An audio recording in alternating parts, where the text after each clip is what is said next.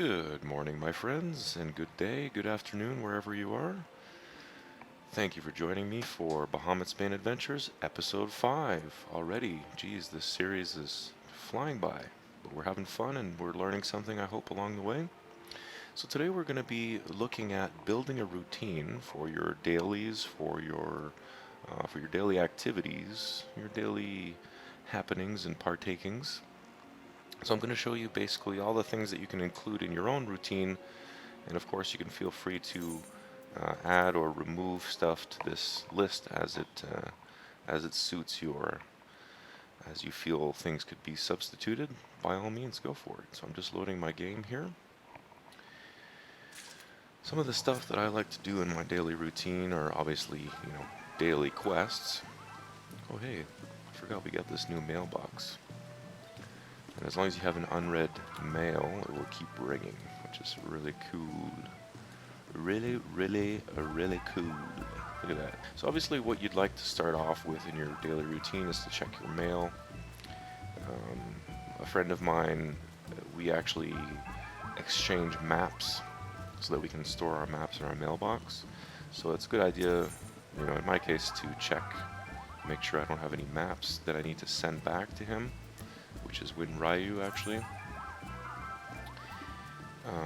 Yeah, and I didn't want to do that, actually. Whoops. Good thing I have another one. See, in this case, he did send me a map, and I'm just storing it here in my inbox so that it frees up room in my inventory, in my bank, and also this way you can have more than one, because these maps are unique. As you see, they're unique, and you can only hold one on you. One deciphered one and one undeciphered in the bottle. So if you want to have more than two maps to get ready for a big map run with the guild, or the FC I should say, then you'll want to store those in your inbox. Get that set up with a friend where you can just exchange maps or send them back to each other. So that'd be the first thing I would recommend for your daily routine, is to check your mail, obviously. Pretty self-explanatory, pretty obvious.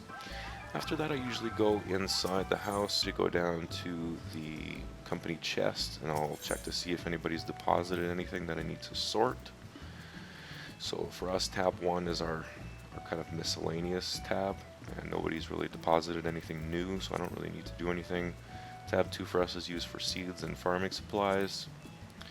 And then tab 3 is raiding supplies, food, and potions. And of course, we've got our crystals and our money. So there's nothing that needs to be done there. The next and third thing I would suggest is to check your summoning bell. So first thing I would look at is my ventures. Are they done? Do I need to send my my retainer off on another venture? In this case, no, it's not going to be done for another 6 hours, so I don't need to worry about that. I do the long ventures, just to touch on that a bit. I do the long ventures for the fact that I'm kind of lazy and I don't want to send them back out and come back to the bell like once an hour. I know you can get a lot of good stuff, a lot of good housing supplies. I'm just not interested. I'm more interested in leveling up my retainer as fast as possible. So I'll typically send them out on the regular exploration vendors, which take about 18 hours. It's a lot easier that way. You can send them off, you don't have to worry about it. You can send them before you go to bed, or in this case at the beginning of the day, so that by the next day, then they'll be back and you'll be able to send them back out. So obviously the other thing you want to check as well is make sure that you don't have any money sitting here that you can use. So in this case, I've already looted my retainer. I'll also check the stuff I have on the market and see if I need to adjust the price at all. Wow, 20k for a couch. I gotta go into the furniture business, I'll tell you. So I'm just undercutting people by one, like a dick. Like a dick that I am. Survival of the fittest is what I like to say. So as you can see, we're sticking again with the basic stuff. But we're going to work up to some more complicated stuff in the game, guys. Don't worry, just bear with us while we cover stuff for some of the newer people. But rest assured that this series will definitely cover more advanced things as we move along. So I've adjusted that. Again, I apologize for the background noise. I am a father. These are the things that come to be expected. Anyway, moving on to retainer number 2. You guys like my retainer names, by the way? Zashi and Zen. Yeah. She got no money. Hey, where my money? Where my money, bitch? I'm just joking, baby. I'm just joking, baby. I love you. So she's got no money. I'm gonna adjust the prices on things. Mariner's cloth has really gone down in price. 16,753. And let's see. These buttons I just cannot sell for the life of me. Nobody wants them. Multi. I thought multi sold like crazy, but it's. I can't even give them away. They've really come down in price as well. All of this stuff, really, everything is on a steady decline, as you've seen in the market board on Gilgamesh. So that's pretty much it of stuff I can put on the market. I suppose I could do these gems, make them into HQs, and put them back up. I don't really feel like doing that right now, so I'll do that later. I don't think you guys want to watch me do that anyway. So, after I've done that, I typically will start the actual routine process, which would be A, gathering a map, B, doing my dailies, and C, doing some soldiery runs if I have the time. So, I've already done a video on dailies, so I'm not going to cover that. I will cut that out of the video. Farming a map I've also done as well, so I will cut that out. And the soldiery run, well, I did do a Brayflock speed run video. That was the first video I did. That pretty much shows you how to speed run Brayflock's the easiest way, in my opinion, to get your 45 soldiery. You're looking at 45 soldiery for 15 minutes. So times that by 10, you're looking at 10 runs of Brayflocks per week to get your soldiery cap. So that will be the third and final thing that I do. Before I conclude the video, not much to it today, guys. I'm just trying to think if there's anything else that I typically do in my routine. That's pretty much it. There is the challenge log as well. I typically slack pretty hard on this. I don't really need the money. I've got, over 2 million, so I'm not too hard up for money, and there's not a whole lot to spend money on in this game, so it's very easy to amass a large quantity. And I mean, who knows, right? The stuff they're going to come out with in the near future here, in coming patches and in the expansion, there may be ways, which I would highly expect this to happen, but there may be ways to spend your gil a lot faster. So I would highly suggest saving up your money, whether it be for personal housing, for an airship, to support your FC, whatever it may be.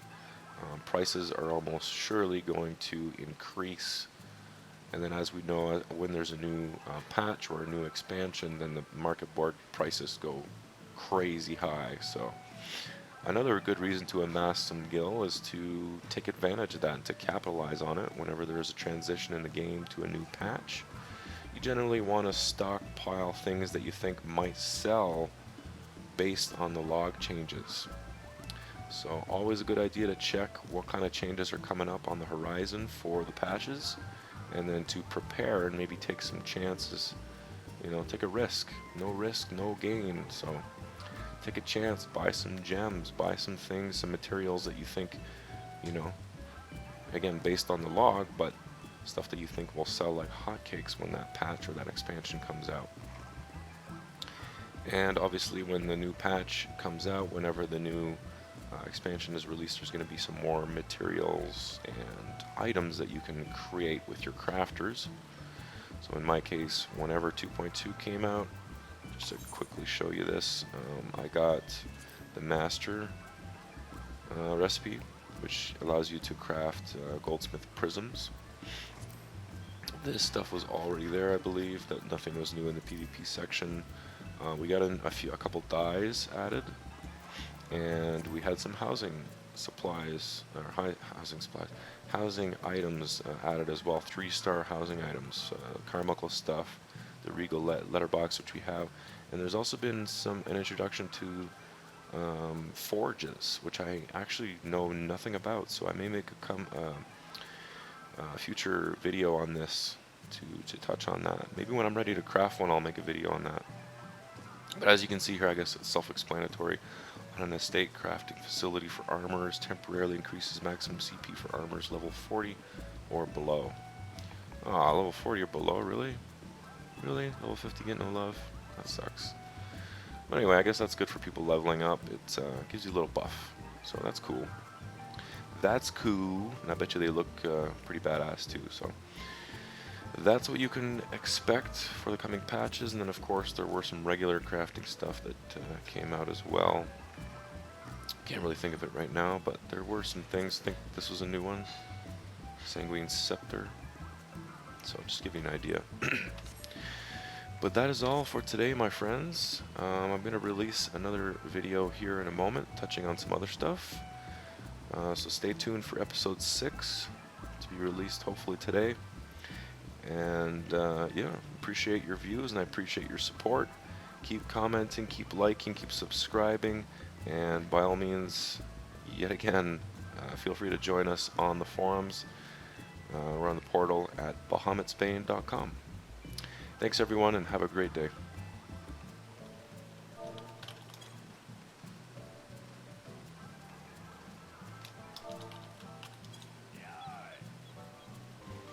I knew I was forgetting something in my routine.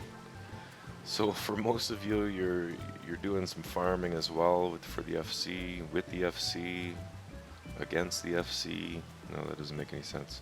But yeah, fit in the farming into your routine. Obviously, I mean, it goes without saying. But usually, I'll check my mail, check the bank, do my retainers, and then before I set off to do my dailies and get my map, that's when I'll do my farming while I'm at the house.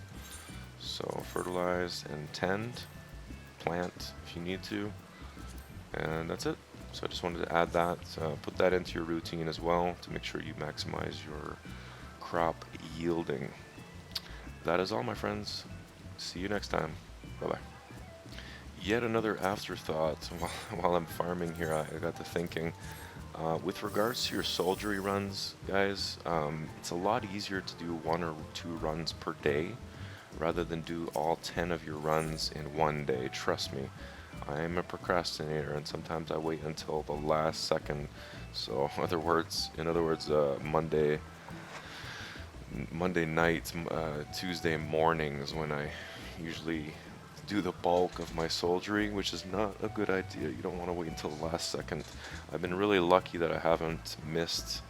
I think I missed a couple of soldiery tomes my first week because I was away, but every week since then I've been capped out. So I've been pretty lucky that even though I'm procrastinating, I'm getting my runs done at the end of the week. But the point being is that you want to try and do 1 or 2 runs a day so you don't get sick of it, first of all. And it's just a lot easier to break your 10 runs up into several days rather than doing it all in one chunk. So I hope that makes sense, and this is the final goodbye for real this time. For realsies. Peace.